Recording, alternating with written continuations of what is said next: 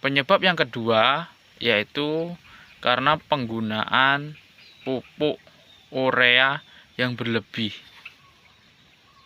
Jadi coba sahabat tani ya, kalau sebelum-sebelumnya sahabat tani lahannya itu tidak pernah asem-aseman, tetapi menjelang beberapa musim yang kesini itu terserang atau menjadi asem-aseman lahannya. Coba sahabat tani ingat-ingat sudah berapa dosis yang sahabat tani aplikasikan ke lahan sahabat tani ureanya. Jadi ureanya sahabat tani ingat-ingat dosisnya sudah berapa.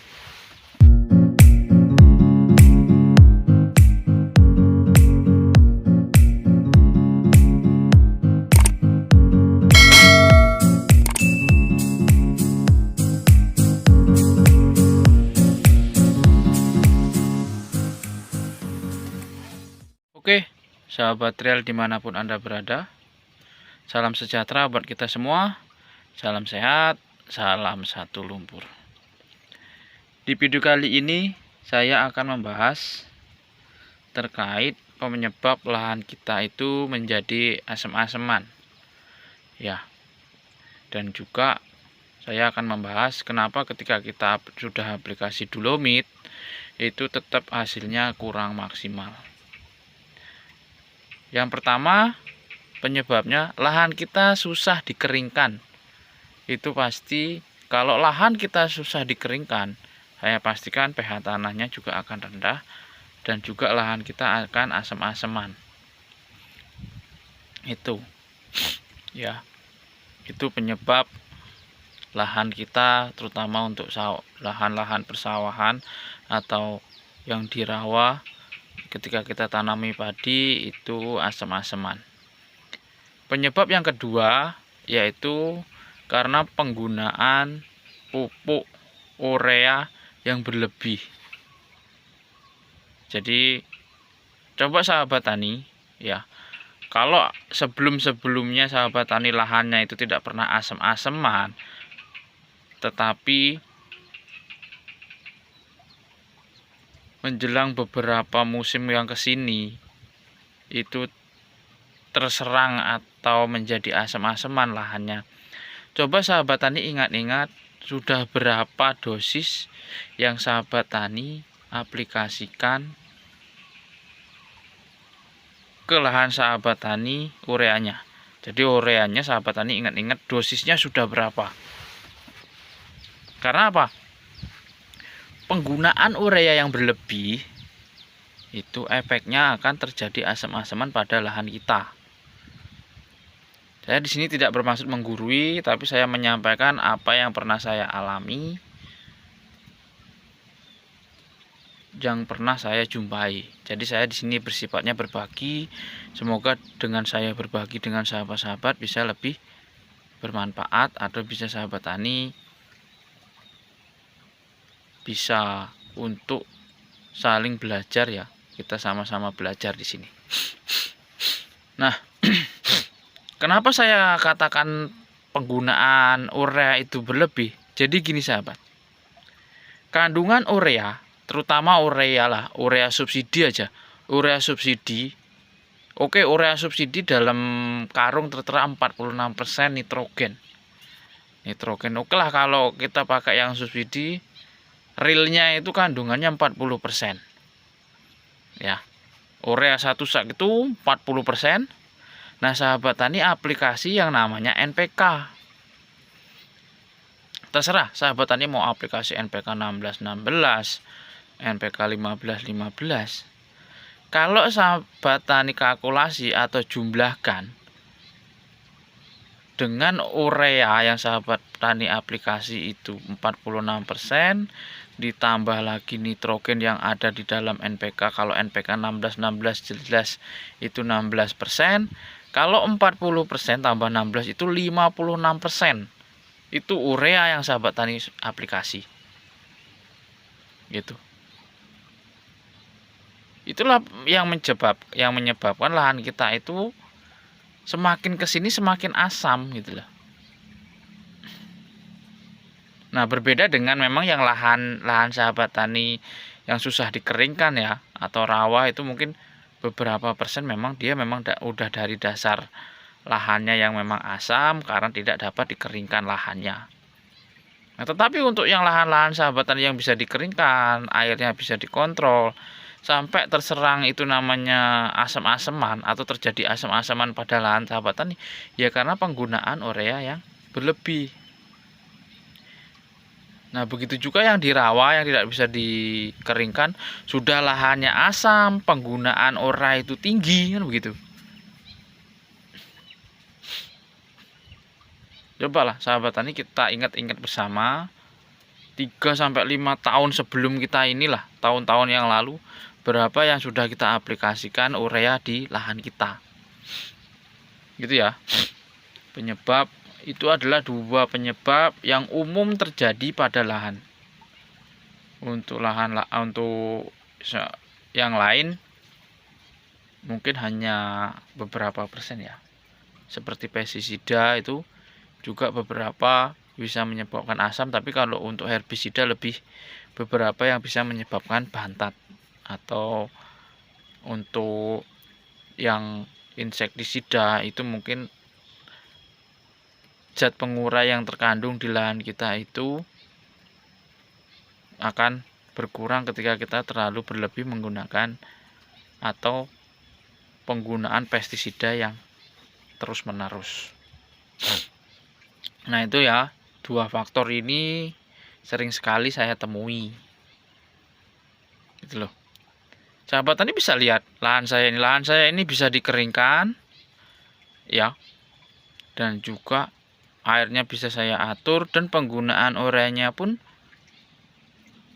saya kurangi.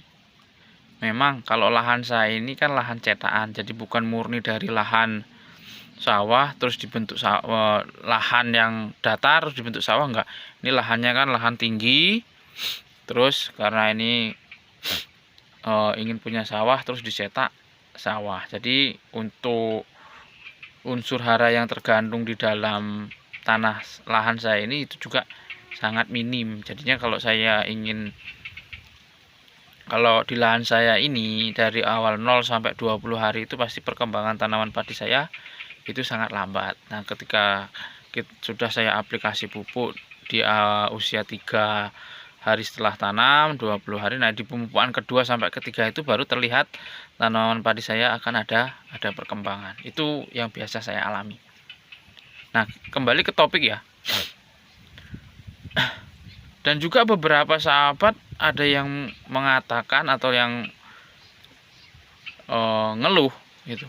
Saya sudah aplikasi Dolomit, Mas. Tapi tetap saja lahan saya tetap asam-asaman. Sudah aplikasi Dolomit, sudah aplikasi zeolit, ya. Lahan saya masih asam. Nah, yang perlu sahabat tani tahu, apakah sudah ideal dosis yang kita berikan untuk lahan kita ini? Gitu loh.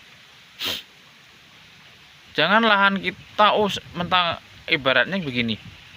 Kalau kebutuhan kita makan itu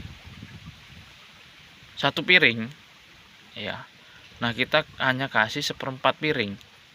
Kan nggak kenyang. Begitu logikanya. Begitu juga dengan kapur Dolomit. Nah, cara mengatasinya gimana? Sahabat tani pertama harus punya yang namanya pH meter. pH meter ukur 1 meter persegi. Itu sahabat tani lahannya ya. 1 meter persegi ditandai, ukur dengan pH meter. Nah, berikan Dolomit 1 meter persegi itu, dosisnya berapa agar bisa mencapai pH ideal. Nah, baru setelah semisal nih dalam 1 meter persegi sahabat tani dosis yang sahabat tani berikan itu 1 kilo Dolomit atau 1 kilo zeolit, itu baru pH-nya bisa naik, bisa tinggi atau bisa ideal. Nah, kalau lahan sahabat tani 2.500 meter persegi, sahabat tani kalikan. Itu loh. Kalau memang kebutuhannya 0,5 kilo dalam 1 meter persegi, ya berarti setengah kilo kali luas lahannya sahabat tani. Itu saya pastikan mudah-mudahan bisa normal. Dan itu pun tidak bisa sekali dua kali sahabat tani aplikasi terus lahannya langsung bisa normal. Enggak, berarti sahabat tani bisa berhitung sudah berapa kali sahabat tani aplikasi urea yang berlebih di lahannya, kan begitu. Jadi ya memang perlu perlu modal lebih ketika ingin membenahi pH tanah kita. Konsekuensinya kalau kita menggunakan urea berlebih ya gitu.